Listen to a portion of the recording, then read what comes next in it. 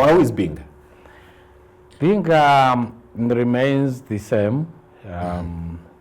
We remain in the Zambezi Valley. We remain the Tonga people.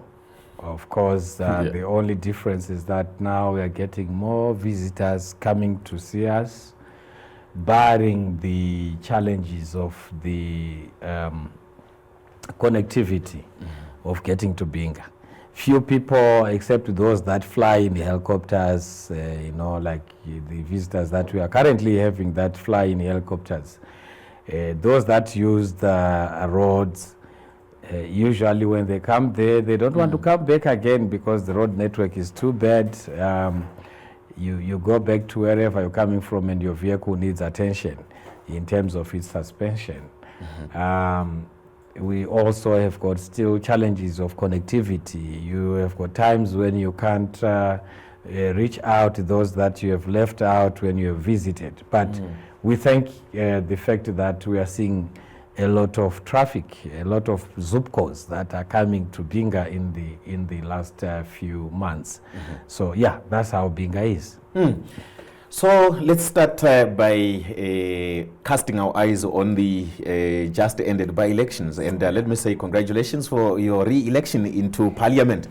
Let's look at the elections. How was the environment as you were campaigning towards 26 March?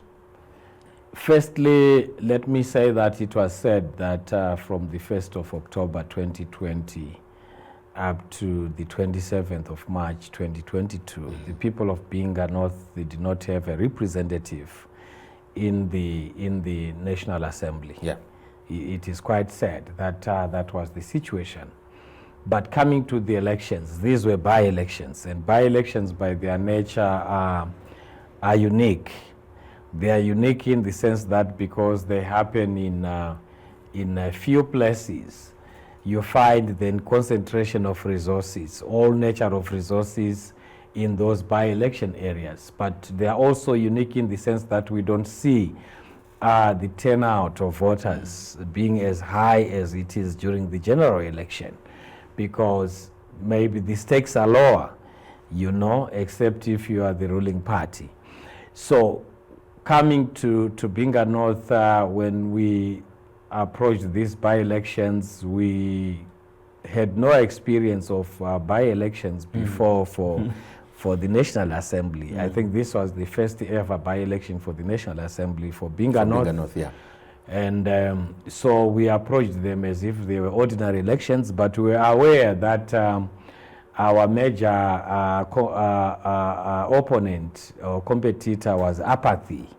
Yeah, we were aware that beside apathy, we were also going to face the issues of stray votes because our party was new. I'm sure Zimbabweans are aware that towards the by-elections, there was a deliberate, planned manner to try and take away the name of the political party that we used in 2018.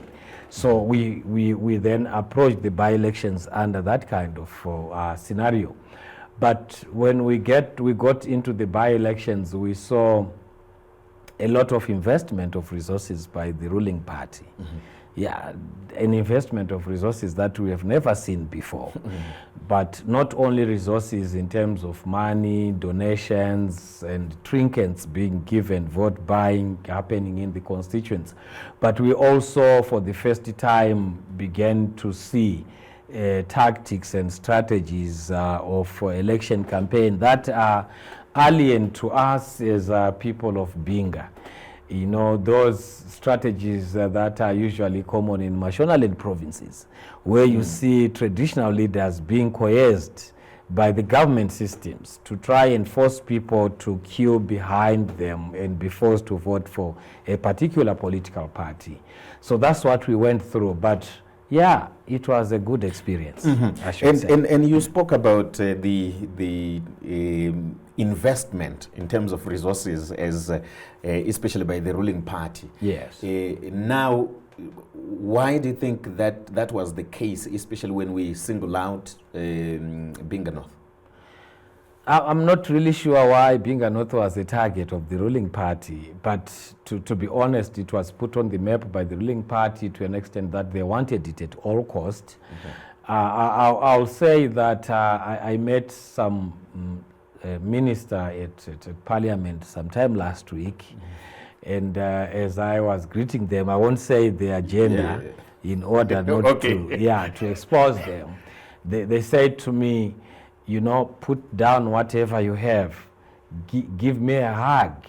I'm scared that you managed to get out of that election, because basically they had brought everything onto Binga North. They had used the last kind of ammunition that they had to make sure that they took Binga North. But why they wanted Binga North, we don't know. You can't force the people's hearts, unfortunately. And only today I was told by one senior Politburo member of ZANU-PF in Parliament to say, guess what? I surrender. I'm scared of you. I never thought you would make it this time, because the investment that was put in there was huge. But we are still yet to understand, why is it exactly that they want Binga? Is it because they want the votes? Or is it because suddenly they found the love for the people of Binga that they didn't have for the last 42 years? We are yet to discover, and we are still trying to find out why. But yeah, we saw a very intensive campaign from the ruling party. We saw a schedule of the ruling party central committee literally coming to camp into Binga North. We saw the whole Politburo coming to camp in Binga North. And when I mean the whole Politburo, I mean everyone, including the Presidium. Chiwenga was in Binga North, he came and camped there for some time. Okay, Obed Mpofu was in Binga North, he came there and camped for some time. Mohadi was in Binga North, he came and camped there for some time. ED himself had to come, and is there today. So we saw everyone in ZANU-PF literally coming down. But at the same time, they tried by all means to use the police force to stop our own presidential candidate to come to boost our campaign in Binga North. And then that's when we saw that indeed there was a huge strategy to try and wrestle Binga away. But look, you can't wrestle away the hearts of the people. They did take away the harvest house, but they didn't take away the support base. So similarly, they can do the same in Binga. They can come and put all the infrastructure that they want. We saw graders of all colors and make. We saw trucks and tippers coming in there as if these people are knowing for the first time that our roads are bad.